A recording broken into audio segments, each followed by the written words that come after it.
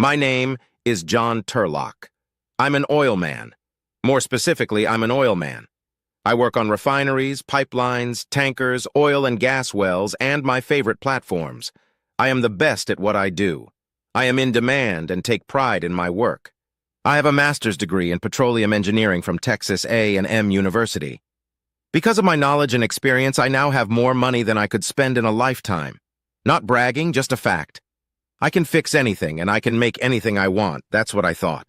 About 16 years ago, I was completing safety inspections on several offshore oil platforms in the Mobile Bay area. One evening, I was relaxing with a group of guys at an oyster bar off La Batra Bay, just south of Mobile. It was a rowdy bunch in a rowdy bar. We were lowering our long necks almost as fast as we were devouring oysters.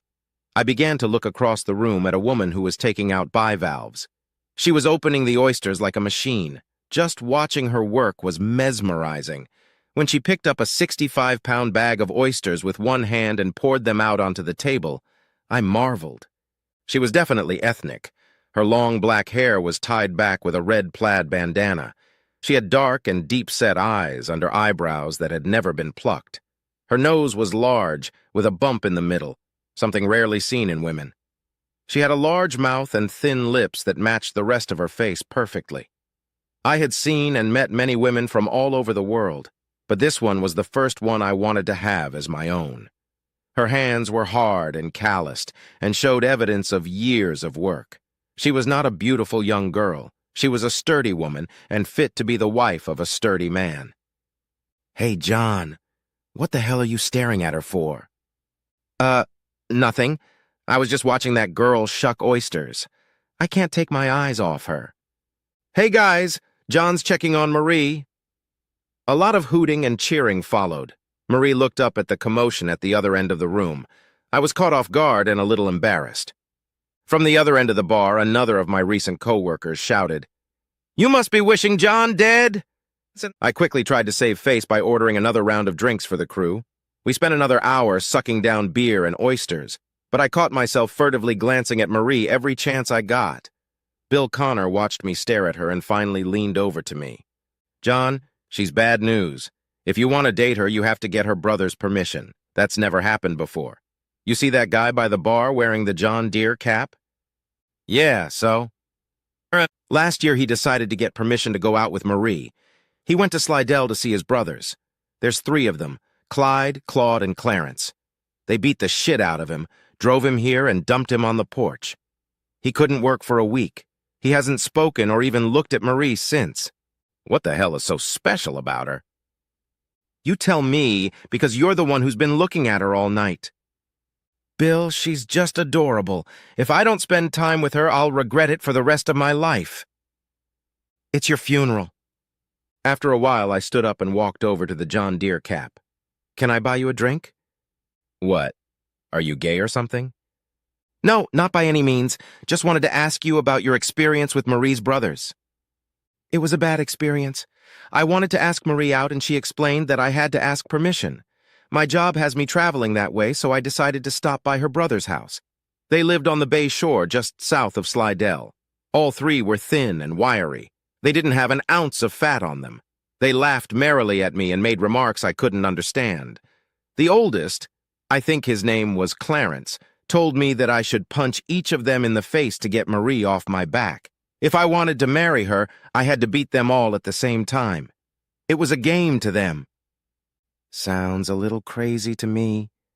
"It was. They weren't normal. I defeated the first one pretty quickly. It hurt, but I was able to hold off the second one. That left Clarence, and he beat the shit out of me. He was a kickboxer, and I wasn't expecting a kick to the mouth. By the time I came to my senses, he was already on top of me.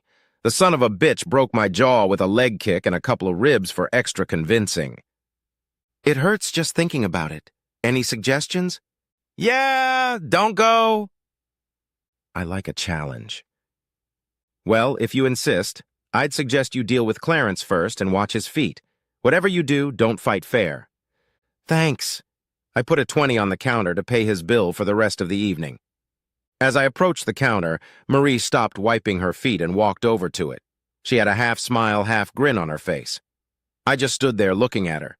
She was even more mysterious up close, and I was sure I had made the right decision. Her rubber apron was wet with oyster juice and bits of shells. Wiping her hands on the towel, she looked up at me without saying anything.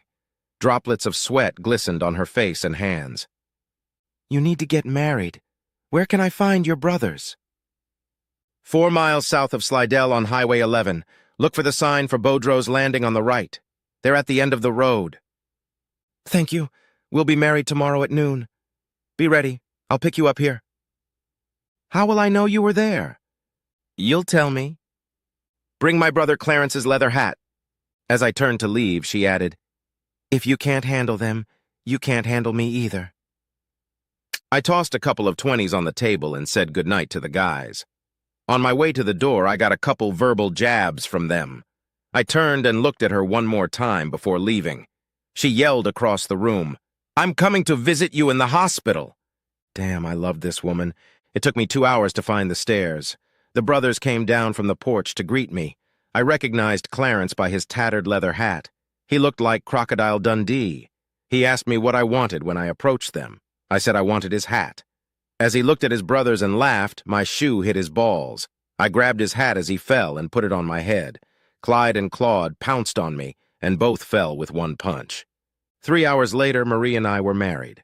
She wore a white cotton dress, and I wore a leather hat. I had my own Cajun queen. The sex was great and remained so throughout our marriage.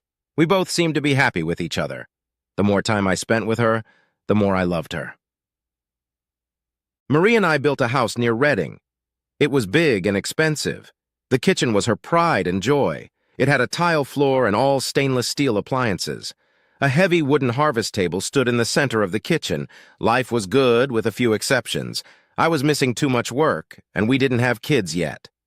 Finally, Timothy came along, followed by Mark and Robert. We had 3 beautiful boys, and Marie was happy. After we were married, Marie worked for a while, not because we needed the money, but because she wanted something to do while I was traveling the world.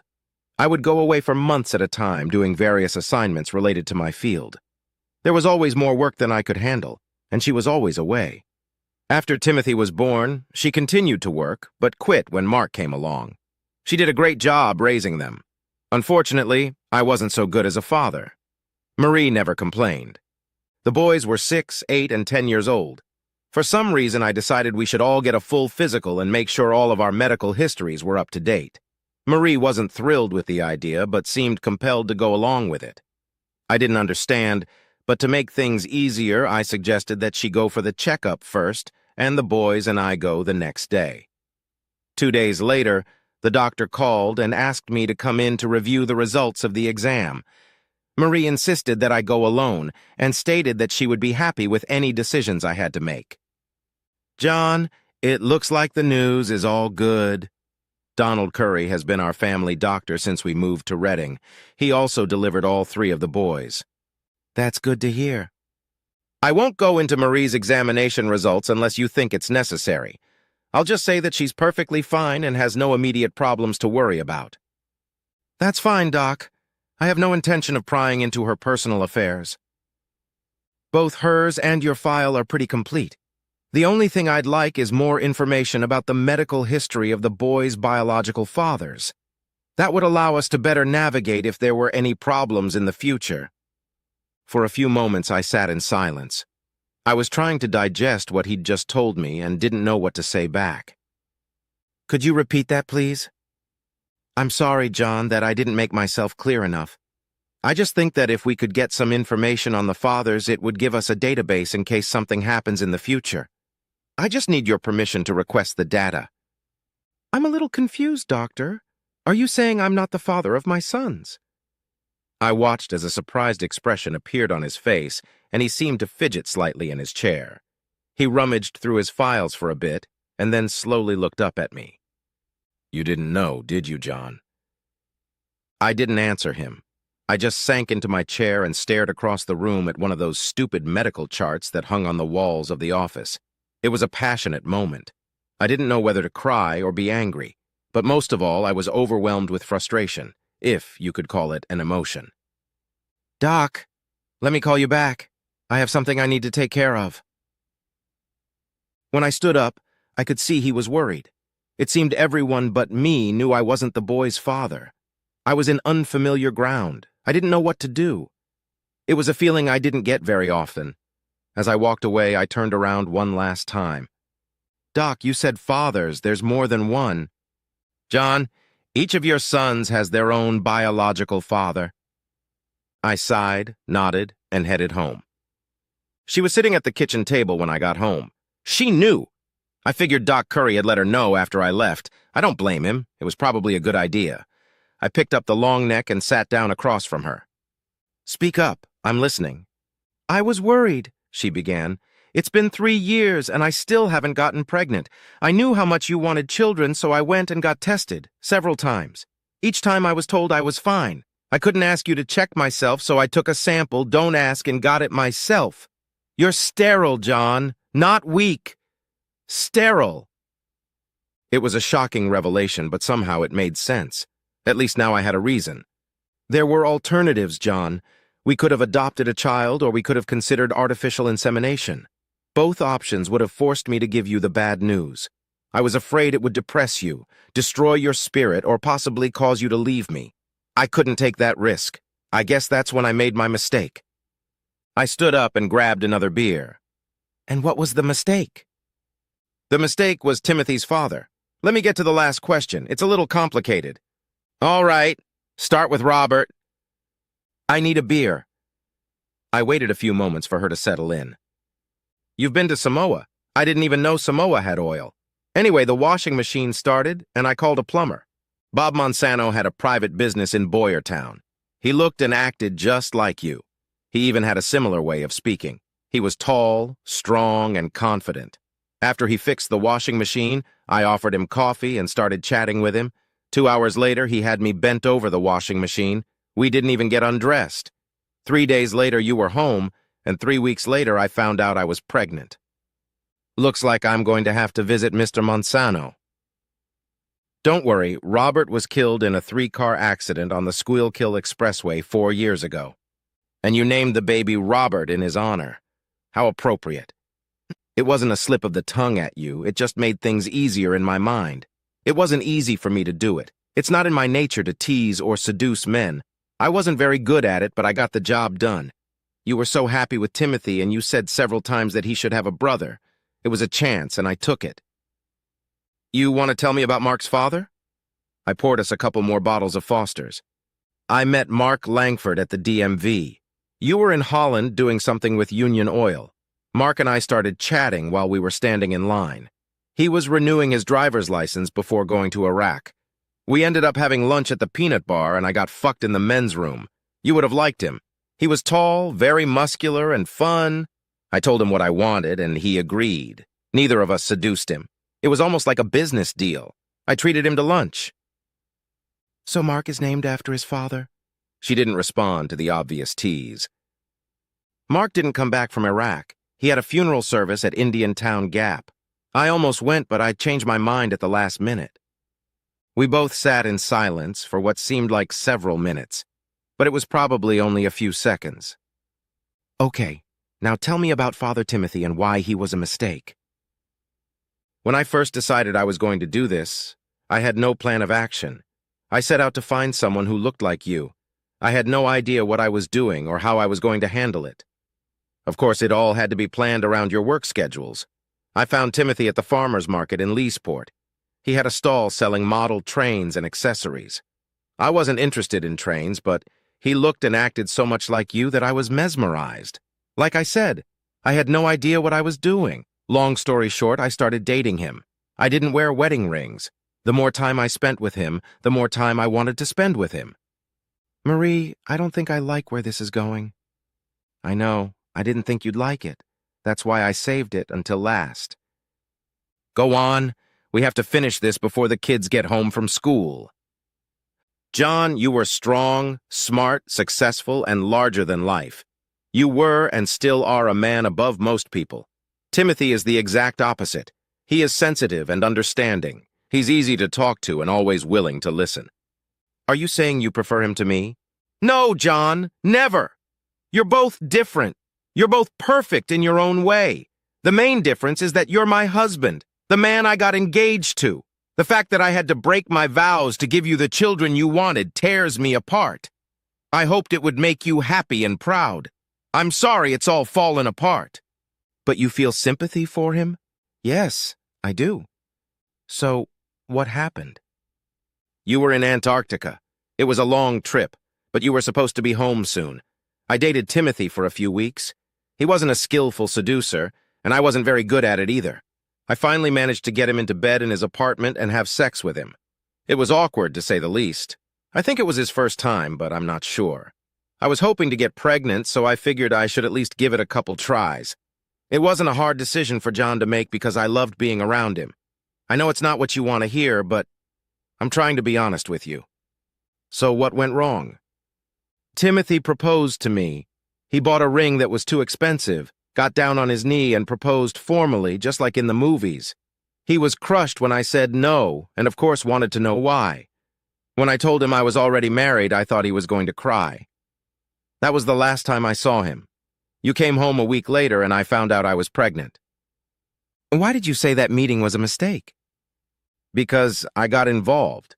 I got too close to the baby's father and let it get out of control. I made sure the next two meetings were quick and dirty. Fortunately, both of them worked out on the first try. Do you want me to talk to Timothy? God, no! I crushed the poor guy. He doesn't deserve any revenge on your part. If you feel the need, take it out on me. I'm the one who cheated. I'm the cheater. I broke our vows. Do what you want to me, but don't take it out on Timothy. I sat holding the empty bottle as Marie got up and went into the bedroom. I drank 2 more long necks and spent the night in the chair. I'm an oil man. I can fix anything. Finding out where Timothy McClure had moved to wasn't difficult. I didn't say anything to Marie, but Saturday morning the boys and I drove to Lancaster to the Steampunk Model Train Center. Timothy had successfully moved his model train business and gave it a steampunk-style makeover. It wasn't a large-scale endeavor, but it was impressive. The boys were thrilled. I spent the first 10 minutes with the boys and then walked over to the counter, which I realized Timothy was sitting behind. Hi, nice place you have here. Are you the owner? Timothy McClure, and you are? He held out his hand. John Turlock. I wasn't sure he'd find common ground with Marie, so I just agreed. Are you just passing through? No, we were traveling here on purpose. You don't mind if we spend some time looking around, do you? Not at all. That's why I've worked so hard to arrange things here. But I'd like to move to a bigger place. We ended up having a couple cups of coffee each and spent 30 minutes chatting about nothing. Are you married, Timothy? Do you have children? No, unfortunately. I came close once, but it didn't work out. No alternatives? Never. I thought about it, but Marie was the only woman I considered. Water under the bridge. I have to move on. I take it you like children. Of course! I'd give anything for a brood like yours. You're a lucky man, John. I leaned back in my chair and couldn't keep from smiling. I'm an oil man. I can fix anything. Timothy, I'm going to offer you the deal of a lifetime. It's been 18 months since I left Reading. For the last 3 months, I've been freezing my ass off here in Prudhoe Bay. The best part of the day was finishing my shift in the break room. Who knew cold beer could taste so good in northern Alaska? I had my crew with me, and we were celebrating the first oil from the new barrel. 3 of them were from the old Bayou La Batre gang. We had been there for about an hour when I noticed a very tall blonde Amazon sitting at the other end of the room. She had an equally large, blonde-haired male companion with her. It was strange to see women working on the North Slope, especially women of her level. I couldn't take my eyes off her. Even from across the room, I could see that her eyes were crystal blue. I watched as she reached up and unraveled her hair. The golden curls scattered as she shook her head from side to side to untangle them. She noticed me looking at her and gave me a small, sly smile. It was like a dare. Rusty? Who is that woman who just walked in? I've never seen her before. Her name is Isolda Sorokina, and next to her is her brother Radomir. They came from Chukotka to do excavation work. God damn, he's a big sucker. This is their 3rd trip here. A few guys tried to hit on her, but nothing good came of it. Radomir doesn't speak English very well, but he knows how to convince guys to leave his sister alone. You mean physically? Oh, yes, but that doesn't last long. He's not violent, but he's quick. Perhaps I ought to talk to him? Oh, no, John, not that. Last time you pulled this crap, you ended up getting married. I remember Alabama. Well, I'm not married anymore, Rusty. I got divorce papers last week. I'm single again and on the prowl. Damn! I never thought you'd leave Marie. She was the best thing that ever happened to you. What the hell happened? I didn't dump her, Rusty. It was a mutual agreement. I even set her up with a new husband. Has she gotten married yet? Next week. I just received an invitation to the wedding. I don't think I'm going, though. John, are you saying you've chosen a new husband for her? Well, not exactly. He's a great guy, and I think they'll be fine. Rusty, I'm not cut out for family life, and it wasn't fair to her and the boys. It was a hard decision, but I felt I had to do the right thing. And what is it doing? Well, let's just say he's a railroader. Now, if you'll excuse me, I need to talk to that Russian guy about his sister.